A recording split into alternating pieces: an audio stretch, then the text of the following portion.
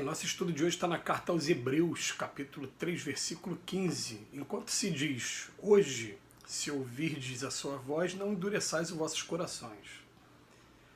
E Emmanuel vem comentar na lição 169 do livro Vinha de Luz, enquanto é hoje.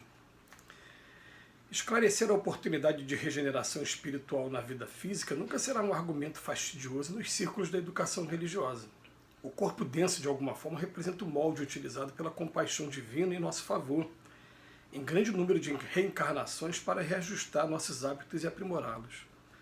A carne, sob muitos aspectos, é barro vivo de sublime cerâmica, onde o olheiro celeste nos conduz muitas vezes da mesma forma ao calor da luta, a fim de nos aperfeiçoar-nos o veículo sutil de manifestação do Espírito Eterno. Entretanto, quase sempre estragamos a oportunidade encaminhando-nos para a inutilidade ou para a ruína. E dentro do assunto, porém, a palavra de Paulo é valiosa e oportuna. Enquanto puderes escutar ou perceber a palavra hoje com a audição ou com a reflexão no campo fisiológico, vale-te do tempo para registrar as sugestões divinas e concretizá-las em tua marcha. Para o homem brutalizado, a morte não traz grandes diferenças. A ignorância passa o dia na impulsividade e na noite na inconsciência, até que o tempo e o esforço individual opere o desgaste das sombras, clareando-lhe o caminho. Aqui, todavia, nos referimos à criatura medianamente esclarecida.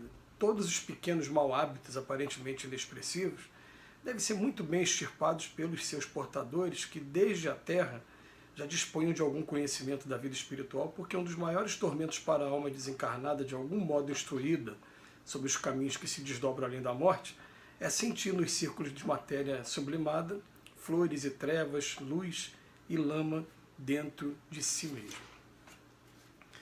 Emmanuel começa o texto com uma frase bastante interessante, né? Que é: encarecer a oportunidade da regeneração espiritual nunca será um argumento fastidioso nos círculos da educação religiosa. Então o que acontece? A gente está aqui o tempo todo querendo mostrar a utilidade da gente estar aqui encarnado, da gente estar aqui vivo.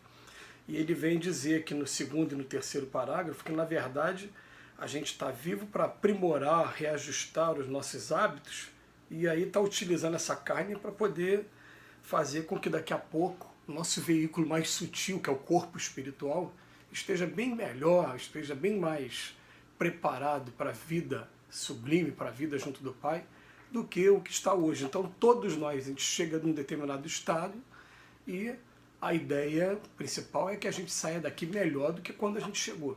Essa aqui é a ideia principal. E isso acaba sendo a preocupação principal de educação religiosa, nos círculos de educação religiosa. É o argumento que a gente tem.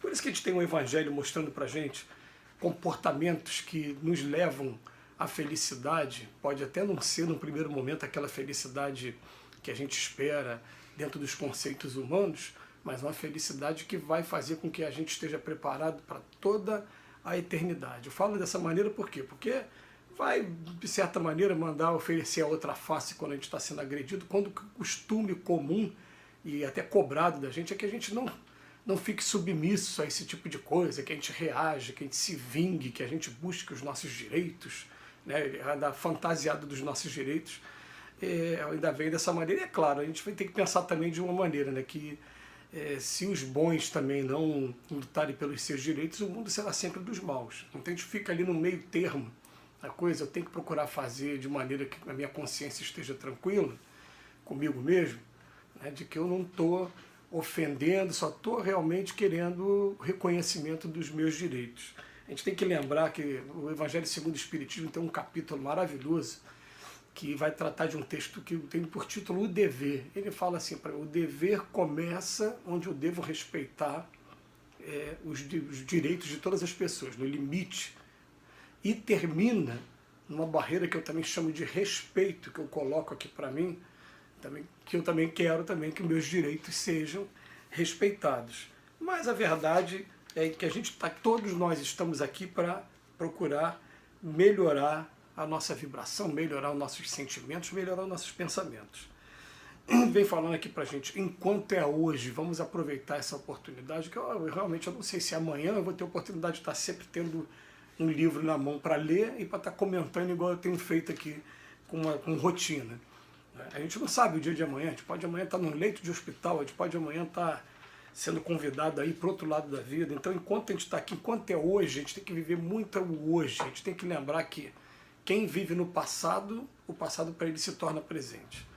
E muitas das vezes passado angustiante, porque ele vai viver no passado, por quê? Porque viveu um momento muito bom e queria voltar para aquele momento, mas aquele momento era um momento de aprendizado, era um momento só para ter um relaxamento, né, em relação à dureza das provas. Aí daqui a pouco, quando vem as provas de verdade, quer voltar para o momento em que estava relaxado.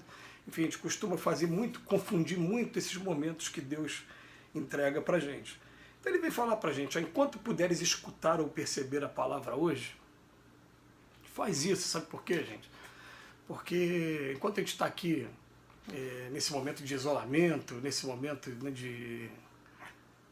ainda de medo por conta da pandemia, a gente está tendo muitas atividades online, a gente pode aproveitar todas essas oportunidades pesquisando mesmo, ouvindo cursos, ouvindo palestras, ouvindo, né, sobre diversos temas, que a gente vai instruindo. E foi o Pai que falou, conhecereis a verdade vos libertará. É claro que a gente sabe que existe uma distância entre aquilo que a gente escuta, que a gente estuda, para o que a gente faz.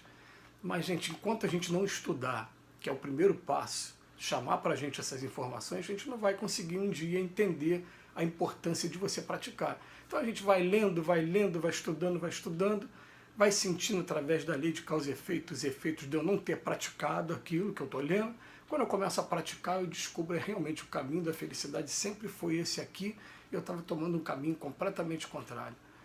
A pessoa que perdoa é a pessoa que anda leve, a pessoa que não guarda mágoa é a pessoa que anda leve, anda tranquila, acende luz dentro dela. A pessoa que se mostra sempre uma pessoa amigável, prestativa, útil, também é uma pessoa leve, porque em todo lugar que você vai, o sentimento que as pessoas direcionam a você é um sentimento leve, sentimento também de gratidão, de reconhecimento. E essas são características que o Cristo está trazendo para a gente há muitos anos. Ele vem falando para a gente, olha, gente, que a sua justiça não seja igual a dos fariseus da época, que exceda isso. Tem uma lição que a gente estudou agora um dia desse aí que vem falando sobre isso. Os fariseus, eles pagavam imposto em dia, eles pagavam as contas em dia, eles tinham reuniões maravilhosas entre a família deles, mas a gente está querendo uma justiça de vocês a mais do que isso. Vocês estão aprendendo para o quê?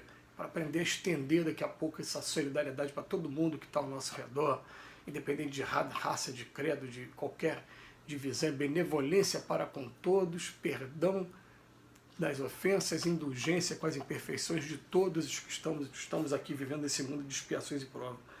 Então ele vem falar para a gente, ó, para o homem brutalizado, isso nem vai fazer muita diferença realmente no primeiro momento, porque ele não tem capacidade ainda de discernir, está vivendo muito a vida instintiva. Ele fala que a ignorância passa o dia na impulsividade e a noite na inconsciência. Até que o tempo e o esforço pessoal, individual, né, operem o desgaste das sombras clareando o caminho. Aí ele fala, aqui todavia nós estamos nos referindo à criatura medianamente esclarecida. Medianamente esclarecido somos nós. Então ele fala, todos os pequenos mau hábitos que nós temos, que aparentemente são inexpressivos, todos os pequenos, se aborrecer com qualquer coisa, falar palavrão, o hábito da preguiça, falta de pontualidade, são pequenos, falta de disciplina na hora de acordar, disciplina com todos os pequenos, que são pequenos, mas são através das pequenas coisas que a gente começa a disciplinar as grandes. Se a gente não conseguir disciplinar as pequenas, a gente não vai chegar, né, nesses grandes trabalhos. Então ele fala assim, esses pequenos que aparecem, que são inexpressíveis, devem ser muito bem extirpados, né, pelos seus portadores, que desde a terra já dispõem de algum conhecimento na vida espiritual. Que é um dos maiores tormentos para a alma desencarnada, de algum modo destruída, sobre os caminhos que se desdobram além da morte, é sentir, nos círculos da matéria sublimada, flores e trevas, luz e lama dentro de si mesmo. Quer dizer, eu tive a oportunidade de extirpar isso e estou levando luz e trevas, porque todo mundo já tem um pouquinho de conquista também, né? Mas são essas trevas que vão fazendo diferença para a gente. De maneira que a gente vai entender o seguinte, o nosso corpo espiritual, que não é esse aqui, aquele que Paulo de Tarso fala na carta aos Coríntios, o que é esse corpo espiritual? Ele tem um magnetismo uma carga magnética que, de acordo com o meu sentimento, com o meu pensamento, vai permitir eu, daqui a pouco, ir para as casas bem-aventuradas, ou não, vai me manter preso aqui.